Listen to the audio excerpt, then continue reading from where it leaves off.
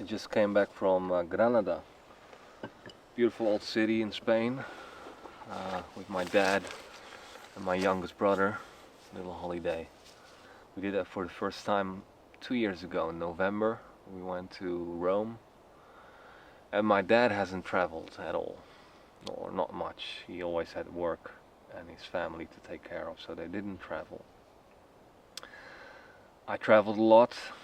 My little brother traveled a bit too, so it's nice to now, when my dad's retiring, to go on trips like that. So we like to do that every year. It would be nice to do that with the whole family, but my other brothers, they have their own families and a business to run, so it's a bit more difficult to travel. My younger brother is a bit more like a freebie like me, so he can plan his time. Beautiful city, Granada. It's in the south of Spain. It's a whole mix of cultures of old Spanish, Arabic, Moorish, Moroccan. The Alhambra is there. It's really nice. And they have good tea, so I bought this little teapot. So that was also the reason why I was not working here all week, so I thought I'd do a Q&A video. There were a lot of replies. I did a post on YouTube, see what the questions are, and there were like 1,500 comments, so just picked out a few, talk about a few things.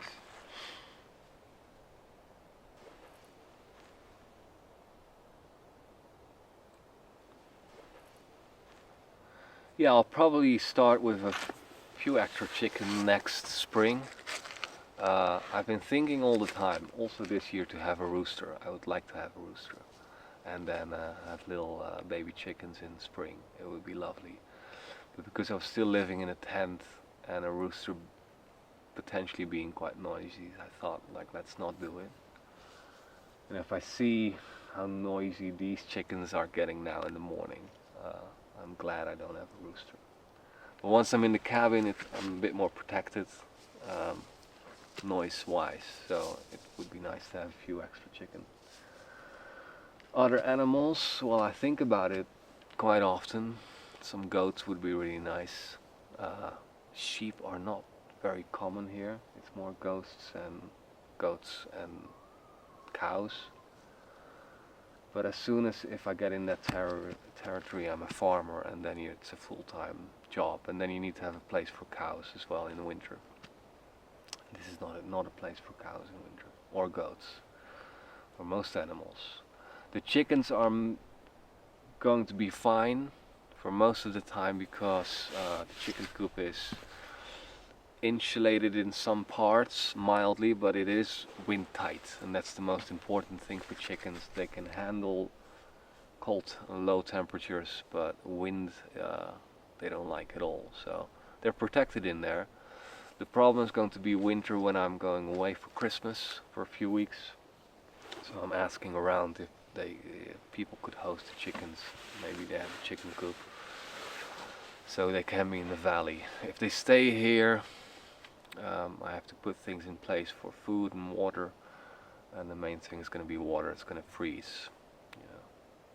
There are solutions to have a heating pad under water bucket, but I don't know what the solar panels are going to do. If I'm away and there's going to be a few big snowstorms and it's going to remain cold so the snow doesn't flow off, I might not have electricity for a few days, and because I'm not here to turn on the generator, so it's too risky. But chickens are going to be my friends. Maybe cats I'm thinking about, because it's also a solution to the dormice which are here every summer and spring. It's a bit of a plague. Cats are good against it, and I like animals that are a bit independent, that go their own way. I like dogs too. I like when Jeppo's dogs are here. They're beautiful. But a dog is a little baby. I need to take it everywhere, and I'm not sure if that's something for me. At least not now. Maybe when I get older.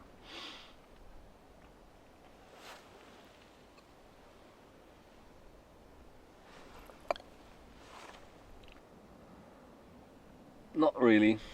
It happened a few times. There were some strange encounters when people are coming, brushing my teeth, and then they just show up and saying, "I'm watching your videos." It's a little weird because my private area is outside. Right? Can you imagine someone standing in your bathroom at a given moment? I think it was like the first summer when I didn't have fences at all. So now it's a bit more clear what my property is, so I don't have these problems anymore. The people that come here are invited. Uh, yeah, if you want to help here, I get really a lot of emails and messages, but the best way to reach out is on Instagram. Send me a little video message so I can see who you are. And yeah, I like to get help and have people around here from time to time. We work a bit, make a fire, eat together. A few people that I met through the channel became very good friends, so it's really nice to have the community on YouTube here. But you might have sent me a message and I don't get back. That's 600,000 people following the channel, so I can't possibly interact with people on a personal basis because it's too much, which is a luxury, but it is a lot. So yeah.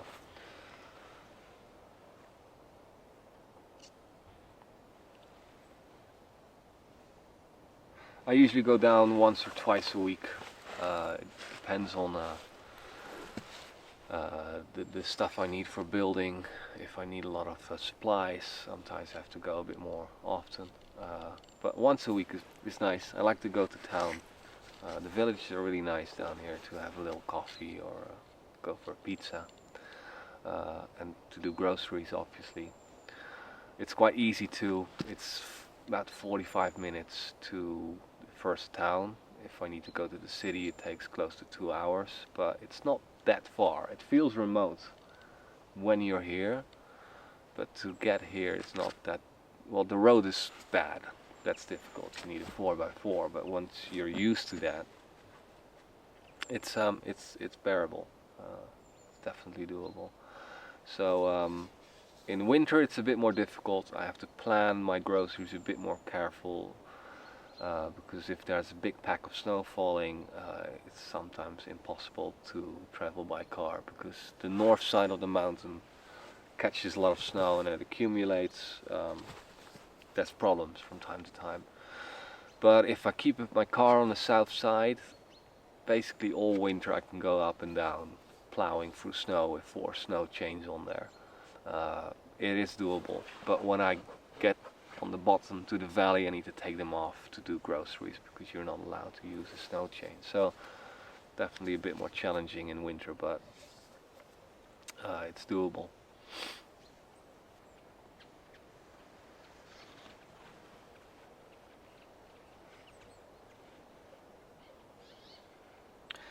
Yeah, it's an interesting question. I don't know really because we're so used to social media and sharing at least a part of your life uh, on social media, on Facebook or Instagram as we've done it. I'm doing a bit more detailed, you could say, but I've already done that for years, including my bicycle trips, which I did before that. That was photography and more like writing. So back in the day when Instagram were just photos, and I had a blog. So it's very much connected to the projects in my life. My life are my projects, and that's what I share, and I create something out of it. So I'm very much used to it, and I like that part. I like the YouTube community. I like the interaction online, feedback that I get, the ideas, the opinions, the good and the bad. I both like it. There's just a big variety of people and a diversity, and there's just a lot of things going on. And through the YouTube comments, I kind of, yeah, it's nice to interact about that, and I find it a great platform to share what I do here. Without that, it would just really be really solo here, and it makes the project way more interesting to me. So yeah.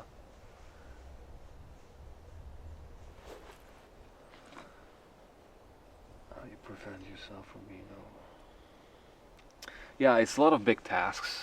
You just have to chop it down. It's that simple. Chop it down a lot of pieces and take it day by day. And then you discover it always takes longer than you think it will, and that's something you have to accept. You have to constantly accept the situation you're in. If it's not going well, if things go slow, or you discover like extra problems in the build. It's just how renovation problems go. But for me, it's overseeable because I don't have a planning, and I don't work with a lot of people where it could mess up your planning. So when things are not going well, I take a little break. Sometimes I go away and I regroup myself, but I don't do that for too long. I come back and you have to keep going, because the alternative, giving up, is not, it's worse. So you have no choice then other than to keep going. And I like big projects because it gives me purpose. That's why I did the bicycle journeys. They sound like an insane big project, which you can do. You can't cycle around the world, but you can if you take it slowly. I like those challenges. So yeah, but you have to try to live in the moment. Finding something interesting in a not so interesting job. I think that's the challenge. So I remember when digging out the basement, doing the retaining walls, a lot of heavy and dirty work. Took so much longer than I thought, and it's just what it is. You just need to go through that and just, I don't know. There's no magic trick. You just have to continue, I think. That's it.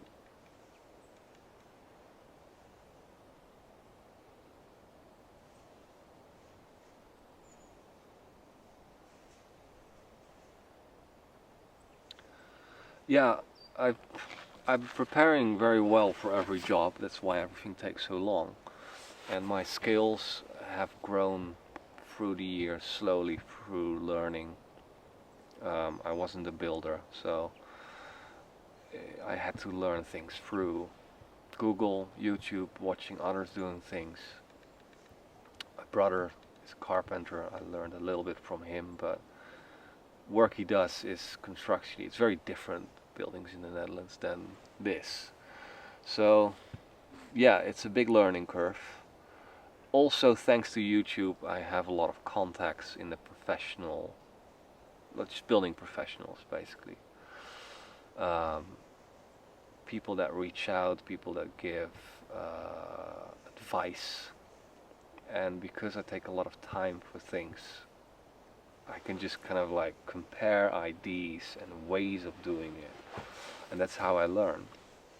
And also simply by doing things. I'm a lot more skilled now than I was when I started out here. Stonework, something I had to learn, but I've done a lot of masonry now. This bench was the first one, or actually this one is the first.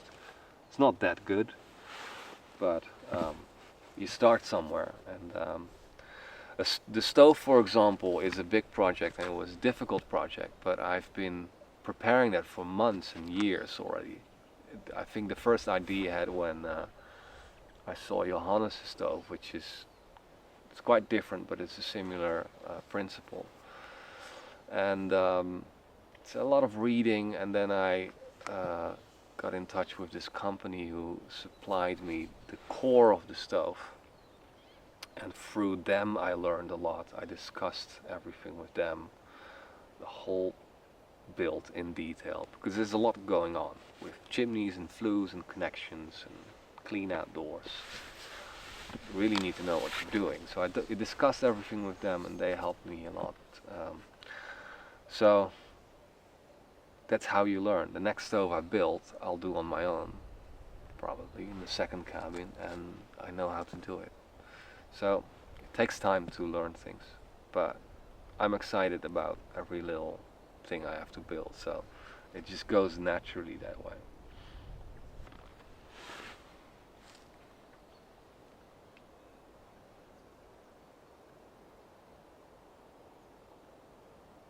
Worst day.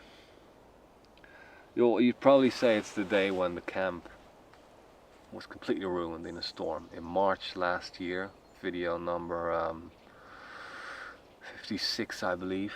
If you want to look it back.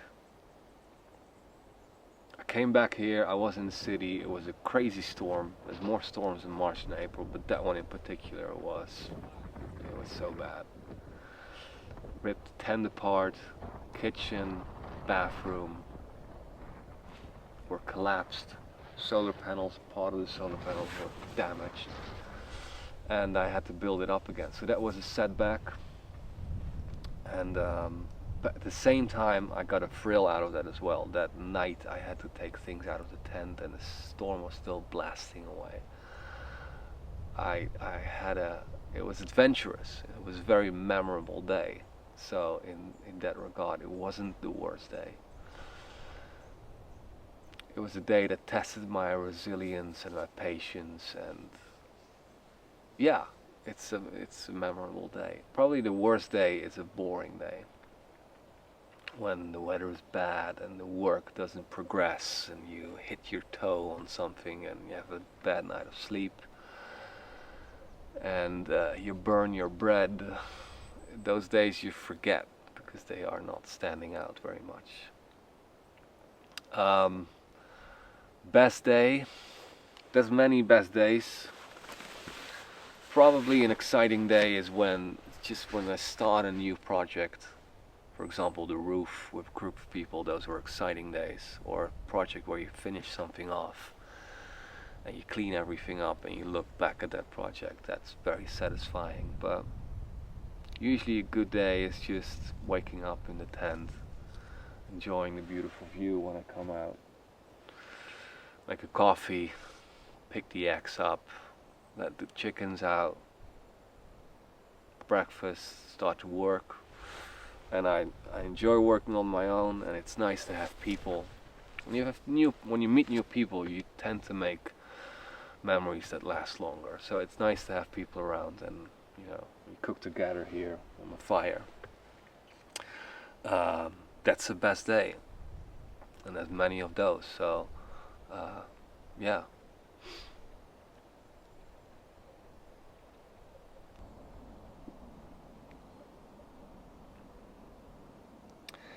Yes, renovation costs.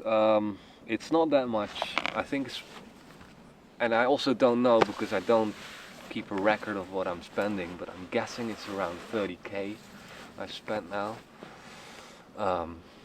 which is reasonable. The biggest cost is probably wood, because I buy hardwood, and these roof constructions need about 2 or 3 times the amount of wood as a more lightweight roof, like roof tiles or shingles or sheet metal. Those stones are very heavy, so you have more beams, more rafters. So it's more wood, but the price of the wood is reasonable here if I compare it to Northern Europe or United States. From what I hear, I buy it directly from the lumber yard here, and I think they give me a fair price. The stones, the building material is coming out of the ground, so that costs 0. All the stones that are built, for example, the stove with, are all coming from here, so I don't have to spend anything on it. The same for the rooftop stones. They're all found around the property, some a bit further down, so there's no cost there. There's obviously no labor cost, which is the biggest expense usually when you do a renovation. There's a little bit of labor cost, like the windows I paid for, obviously. Jepo's work, but there's no professional builders here, so I don't have to pay for that. Mortar, I usually buy, like lime and cement, I buy the ready product already mixed with sand. It just makes it a lot easier, so that's a bit more expensive than if you just buy cement and mix things yourself. Septic system was about 1,500. I have to rent the digger from time to time, so yeah, it's overseeable.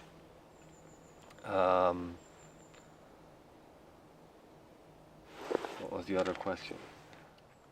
any winter art projects on the horizon?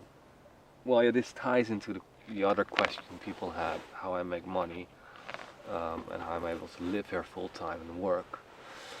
I was a graphic designer. I don't do that very much anymore, but I'm 39 now, so I've been building things up over the years. Worked full time in the city from when I was 21. It was my first job, so I worked a lot. And I think the last 8 years, I've been trying to establish passive income. My goal has been to just, I mean, I always work and I like working, like doing projects, but not have to have income all the time. Sometimes do a project which doesn't make a lot of money, and other times you catch up on that. So I've been traveling, I have done photography, I sell books. I've made 2 books, so I have income from that. They're going through a publisher, so I don't have any work on that anymore. I just get a cut. I sell art from time to time. I sell photography, videos. I have income through YouTube, donations here and there, patrons, sponsoring. Well, not really sponsoring, because I don't do paid sponsors here on the channel, because I want to keep it clean. The only things that are sponsored here are some batteries in return for a review, and the deal is always, if I review products, I want to say what I want. So if the products are not good or things that don't work out, I will also tell that, because I think advertising should be genuine and related to the channel. So not much of that. So, but that altogether pays the bills, and the bills are not very high. I don't have an electricity bill. I don't have condominium fees. Water bill is very low. It's just costs are very low, and I don't spend much money here, because when I lived in the city, you go out much more, out for dinner, out for coffee, meet friends, and just consume more, buying more clothes, buying new shoes. And when you're living more remotely, just less chance to buy things, you know. Getting packages delivered here is a bit more complicated, because they have to deliver them to the grocery store. So when you're on the grid, that's a bit easier. So yeah, I don't spend too much money here, so just keep things simple.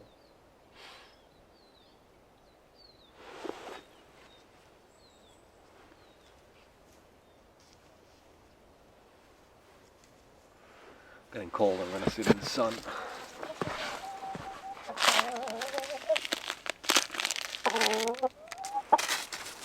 What do you want? Hmm?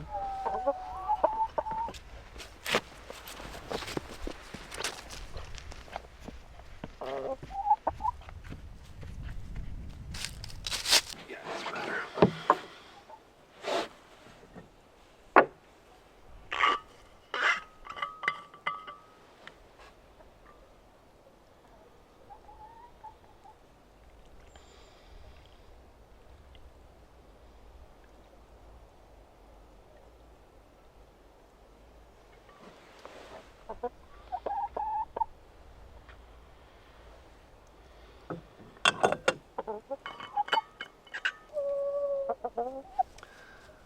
Next brick projects. Well, you would say it's the second cabin, but right now that's my workshop, and it's storage, and all my tools are there. So when I'm gonna build scaffolding there and do the roof, everything needs to go out, and I don't have a place for that at the moment. So I need to have a workshop, and I'm thinking to build something just up from the cabins, next to the forest. It's a very beautiful spot, because it looks down on the cabins and you see the whole view, and I think that could be a good spot for a workshop. Small, about the size, I think, of the small cabin, maybe a bit more narrow, and I think that would be a log cabin. I would love to build a log cabin, and I think it's in style with the rustic style of cabins, you know. And but it depends if I get building permission. I would have to do that sooner than later because it always takes a lot of time. And then that would be ready in spring. I could start there. And there's still a lot to do on the first cabin, so I'll be quite busy with that over the winter probably. But that's the plan.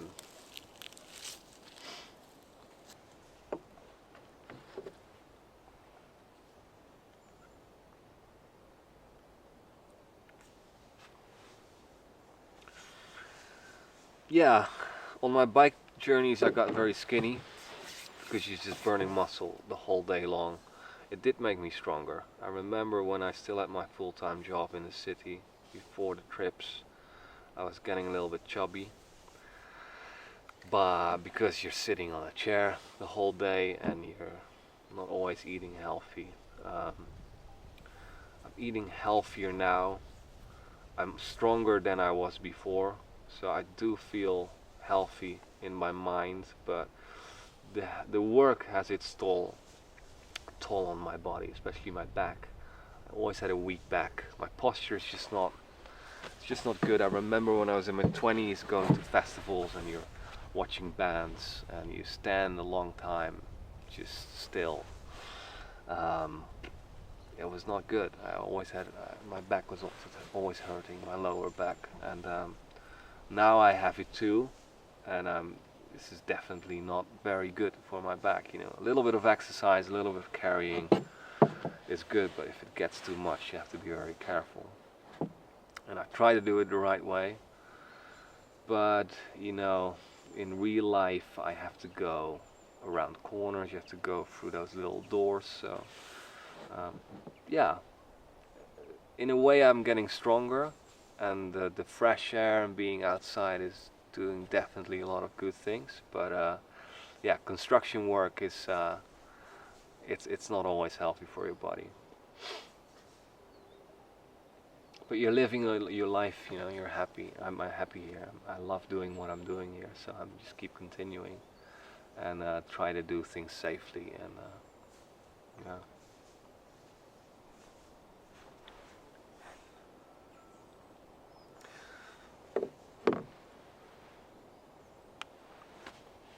Yeah, there's a little ruin. Well, there's plenty of ruins, but a little chapel on the other side, on top of the hill. It's a very beautiful place. It looks down the other valley. Same, and also here, because it's really on top of the hill, on a grassy hill with some beautiful trees. It's a ruin that makes me dream to do another project, which I have often. When I go on hikes, I find little cabins and I think like, oh, that's so beautiful to rebuild those. But I have my plate full here. There's enough to do, so every time I think about it, yeah, no. Also that project, it's actually, I filmed it there last year. I think it's in video number 40. It's actually in the thumbnail. You can see the arches. Beautiful spot. But yeah, that's a complicated project because it's basically you have to build it up from the ground. You know, when the roof is gone, the water goes in the walls, so you need to take everything apart and start from scratch. It's not like you see the ruin and you start building. Building permits for that are a bit more complicated, and I don't think I'm allowed to do that because I'm not a certified builder, which you need to be if you want to make a building, like a new building. This renovation I'm allowed to do by myself, so it's different. But you know, there's always different projects around the corner, so it's interesting.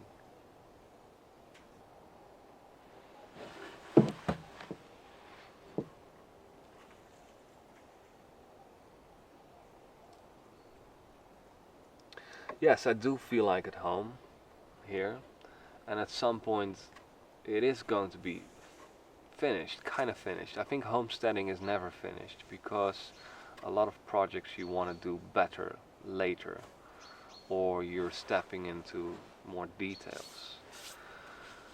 For example, I built a second battery box because the first time wasn't good. It was a job I did quickly, and I could imagine when the first cabin is finished, there's already things I want to do better. For example, that front door, which looks nice, but it's not very strong, and it's sagging a bit. And I have ideas for a beautiful front door there, and that is something you'll do much later because it's not a priority.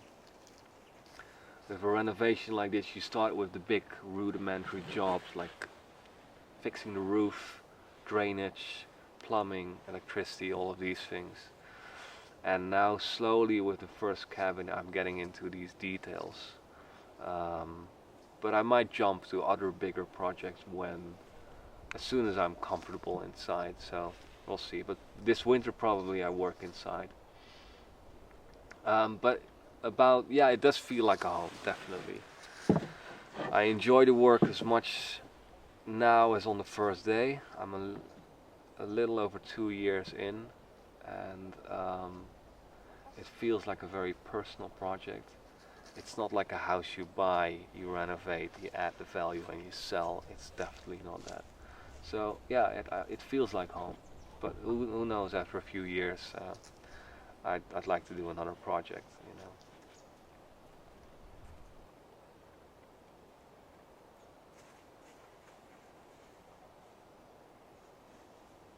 Crane is there.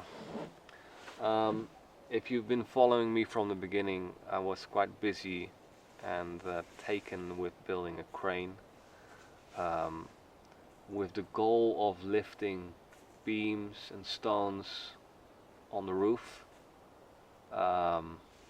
So I got myself into reading about cranes and about the history of cranes, and I was carried away a little bit.